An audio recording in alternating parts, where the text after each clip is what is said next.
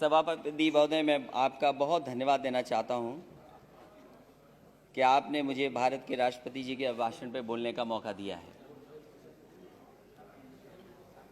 मुझसे पहले इस देश के बहुत ही सीनियर नेता और जम्मू कश्मीर के कई बार मुख्यमंत्री रहे, उन्होंने बहुत ही भावनात्मक बातें कही और इतनी इमोशनल बातें कही उन्होंने। वो हमारे भारत की पहचान है। हमारे भारत की यही पहचान है कि हम गंगा जमुनी तहजीब के साथ मिलकर के रहते हैं। हमारी जो तहजीब है वो मिली जुली तहजीब है। हम सदियों से एक साथ रहे हैं मिलकर के। ये हमारे भारत की पहचान है और अगर इससे किसी को खतरा पैदा होता है या इसको कोई तोड़ने का काम करता है, वो राजनीतिक लाभ लेने के लिए तोड़ने का काम करता है। सभापति महोदय, जब मैं खड़ा होता हूं तो कोई न कोई शेर जरूर पढ़ता है, 2 लाइनें जरूर पढ़ता है। पिछली बार भी जब मैं खड़ा हुआ तब भी 2 लाइनें किसी ने पढ़ी, सामान्य सदस्य ने। सभापति महोदय, आज भी मैं खड़ा हो रहा था, उससे पहले 2 लाइनें बोली गईं। मैं उन 2 लाइनों के आगे अपनी 2 लाइनें जोड़ देता हूं और वही देश की राजनीति है। वही रास्ता जो आज सत्ता में लोग हैं उन्होंने अपनाया हुआ है। मैं उनके साथ अपनी 2 लाइनें जोड़ता हूं कि जब तक पिछला कर्तव्य लोग समझ पाए, जब तक पिछला कर्तव्य लोग समझ पाए, एक तमाशा और खड़ा कर देता हूं।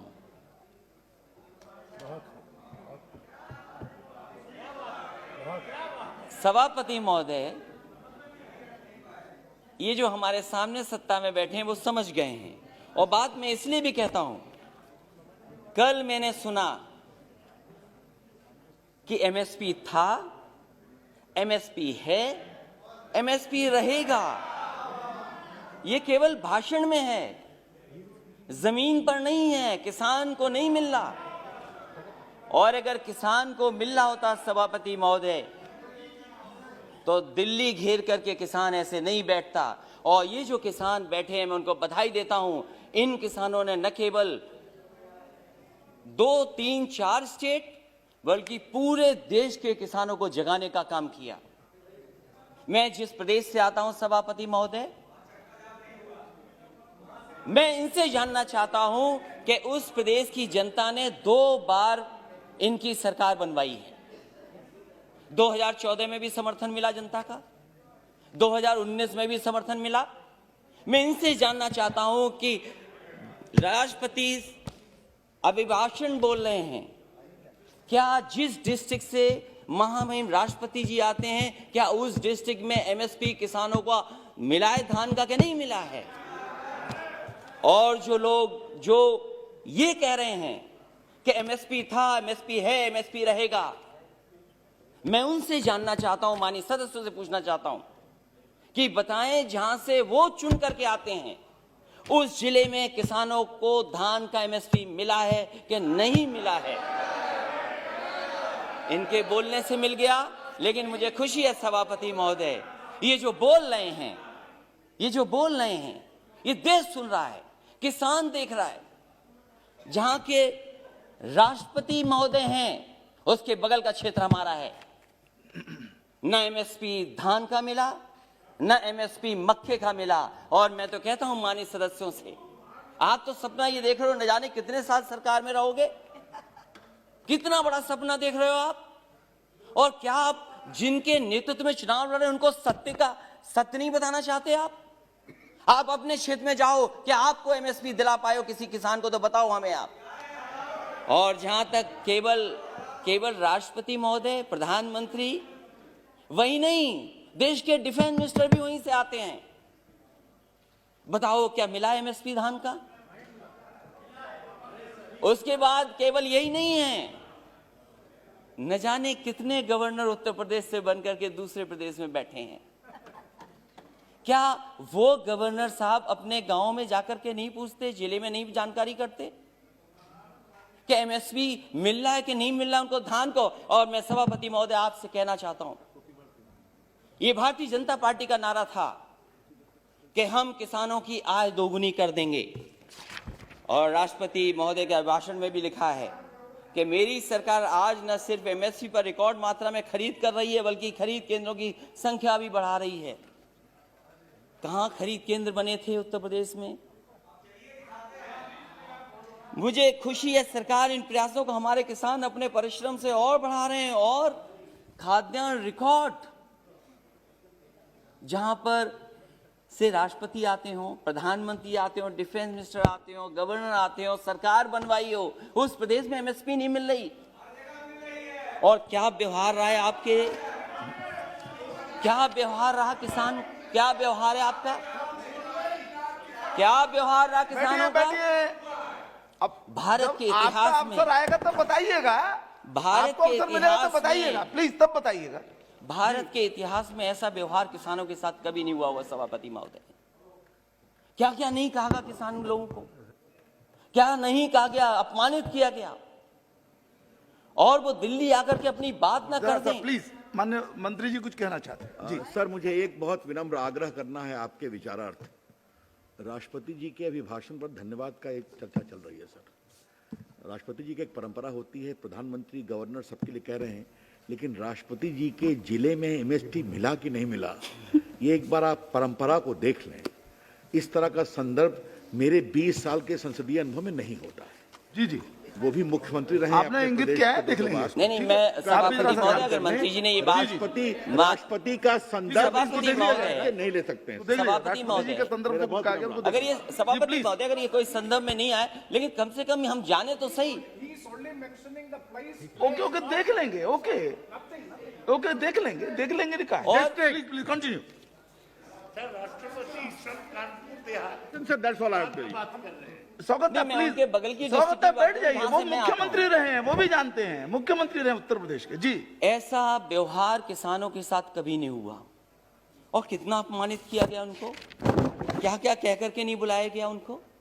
और ये जो तीनों कानून है वो केवल इतना चाहते हैं, जब ये सरकार कह रही हम किसानों के लिए कानून बना करके लाएं, अगर किसान उन कानून को नहीं स्वीकार कर रही है तो सरकार क्यों नहीं कानूनों को वापस लेती है?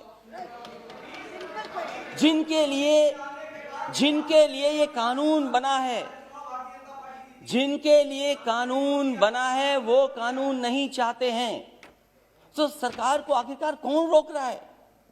और क्या ये आरोप ठीक नहीं है कि कॉर्पोरेट घराने को लिए आपने कारपेट बिछा करके इन कानूनों को लाने का काम किया? आपने, आप जनता से चुनकर के आते हैं, जनप्रतिनिधि बन रहे हैं, लेकिन लगता यहां पर है सदन में बैठ करके आप धन प्रतिनिधि बन करके आए हैं। और क्या कहते हैं आप? जो लोग आंदोलन कर रहे हैं उनके लिए आप क्या कहते हैं? जो आंदोलन, ये देश आजाद हुआ आंदोलन से, न जाने कितने अधिकार मिले आंदोलन से। वोट डालने का महिलाओं का अधिकार आंदोलन से मिला, न जाने कितने आंदोलनों से नेता निकले बन करके। राष्ट्रपिता महात्मा गांधी देश के बने क्योंकि आंदोलन लड़े, आंदोलन में खड़े हुए, न केवल अफ्रीका, दुनिया, बल्कि भारत जैसे देश को आजादी दिलाई उन्होंने। उस आंदोलन के बारे में क्या कहा जा रहा है कि आंदोलन जीवी हैं। मैं उनको क्या कहूं, मैं उन लोगों को क्या कहूं जो लगातार चंदा लेने निकल जाते हैं? क्या वो चंदा जीवी संगठन के लोग नहीं हैं? अगर वो हो सकते हैं जिनको आप आंदोलन जीवी बोल रहे हैं, तो आप भी तो चंदा लेने के लिए निकल पड़ते हैं, जब कहीं तब निकल जाते हैं आप। क्या आप चंदा जीवी नहीं है? और फिर आप कहते हो कि मंडी मॉडर्नाइज करेंगे, मंडी मॉडर्नाइज करेंगे, मंडी मॉडर्नाइज। अब बोलते रहिए आप। मैं सभापति महोदय में कहना चाहता हूं, मैंने पढ़ा कि हम मंडी को मॉडर्नाइज करेंगे, इंफ्रास्ट्रक्चर बनाएंगे। देश में सबसे बेहतरीन अगर एक्सप्रेसवे कहीं बना तो उत्तर प्रदेश में समाजवादी सरकार ने बनाया। और मैंने हमेशा कहा ये शहरों को जोड़ने के साथ साथ गांव को जोड़ता है। जहां शहरों की अर्थव्यवस्था को बेहतर करेगा, वहीं गांव की अर्थव्यवस्था को भी बेहतर बनाएगा। इसलिए उसके आसपास मैंने मंडियां बनाई। मैंने आलू की मंडी बनाई, कन्नौज, फर्रुखाबाद, कानपुर देहात के आसपास के लोगों के लिए, एक मैनपुरी, इटावा और आसपास के लोगों के लिए अनाज की मंडी बनाई। अरे बाबा रामदेव जी से बहुत योगा सीखते हैं ये लोग, उन्हें भी मैंने 500 एकड़ जमीन दी एक मंडी बनाने के लिए, आम की मंडी बनाई। मैं इनसे जानना चाहता हूं, लाखों करोड़ों रुपए इन्होंने मंडियों के इंफ्रास्ट्रक्चर के लिए दिए थे, वो पैसा कहां चला गया? जितनी ईंट लगाई थी समाजवादी सरकार में, उससे आगे मंडियां नहीं बढ़ पाई, वहीं का वहीं काम रुका हुआ है। और फिर अभी प्रधानमंत्री जी गए थे, हमारा प्रदेश तो बहुत अच्छा प्रदेश है, अगर बड़ी चीज दिल्ली से बिके तो हमारे मुख्यमंत्री छोटी चीजें बेच देते हैं। समाजवादी सरकार में बना समाजवादी पूर्वांचल एक्सप्रेसवे जो बलिया गाजीपुर को जोड़ता है और आगे बिहार से लेकर के आगे लोगों को मदद करेगा, अलाइनमेंट समाजवादी सरकार का, लैंड एक्विजिशन समाजवादी सरकार की, और जो व्यवस्था दी थी मंडियों के लिए, मैं जानना चाहता हूं कि आखिरकार मंडियां क्यों नहीं बन रही उसके किनारे, क्यों नहीं मंडियां बन रही? और जहां तक मंडियां क्यों नहीं बन रही, गाजीपुर में मंडी बननी थी, आजमगढ़ में मंडी बननी थी, सुल्तानपुर मंडी बननी थी। और जहां तक अपराध की बात कर रहे हैं सभापति महोदय, देश का पहला मुख्यमंत्री होगा जिसने अपने मुकदमे वापस ले लिए। मुझे बताए कोई मुख्यमंत्री जिसने वापस लिया हो मुकदमे अपने। और फिर अपराध की बात कर रहे हो, ठोको नीति चल रही है, जिसको चाहो उसको ठोक दो। और कानून व्यवस्था की बात करोगे, महिलाओं की बात करोगे, मेरी माता जी बैठी हैं, महिलाओं पे बहुत चिंतित रहती हो, जाओ क्या हालत है उत्तर प्रदेश में माताओं बहनों की, और अपने आंकड़े निकाल करके देखो क्या आंकड़े हैं। सबसे ज्यादा अपराध अगर कहीं हुआ है तो महिलाओं के साथ अपराध उत्तर प्रदेश में हो रहा है। तो इसलिए सभापति महोदय मैं कहना चाहता हूं, राष्ट्रपति जी के अभिभाषण पर बोलिए ना। सभापति महोदय, दूध की भी बात हुई, दूध की बात हुई, बैठिए। कुछ सभापति महोदय, दूध की भी बात हुई, प्लीज बैठ जाइए। मैं इनसे जानना चाहता हूं, उत्तर प्रदेश सरकार ने जब समाजवादी सरकार थी तो गुजरात का अमूल प्लांट वहां लगाए, 5-5 लाख लीटर के 2 प्रोक्योरमेंट के प्लांट लगे, मदर डेयरी का प्लांट लगा, प्रोक्योरमेंट बढ़ा, प्रोडक्शन बढ़ा। 4 साल गुजर गए, एक नया प्लांट मिल का नहीं लग पाया। और दुख तो तब होता है जब लखनऊ के प्लांट में, अमूल में, वहां के लोगों का दूध नहीं प्रोक्योर हो रहा, गुजरात से आकर के प्रोक्योर हो रहा है दूध वहां पर। सरकार बनाए उत्तर प्रदेश, लाभ किसको मिले? इसलिए सभापति महोदय, समय मेरे पास आपने कम दिया, मैं धन्यवाद देता हूं, लेकिन मेरी यही गुजारिश है कि जहां किसान की जान चली गई है, मैं श्रद्धांजलि देता हूं, उनके परिवार के लोगों को नौकरी मिले। ये ऐसा दुर्भाग्य है जहां किसान अन्नदाता हमारा बैठा और सरकार नहीं सुन रही। और अहंकार तो बड़े बड़ों का नहीं बचा। ये वो किसान हैं जो कीले उखाड़ देते हैं, पेड़ उखाड़ देते हैं, बंजर जमीन को ठीक कर देते हैं। और समय आएगा सभापति महोदय, इस सरकार पे भी पटेला चलेगा। बहुत बहुत धन्यवाद। श्री दिलीप सैकिया जी।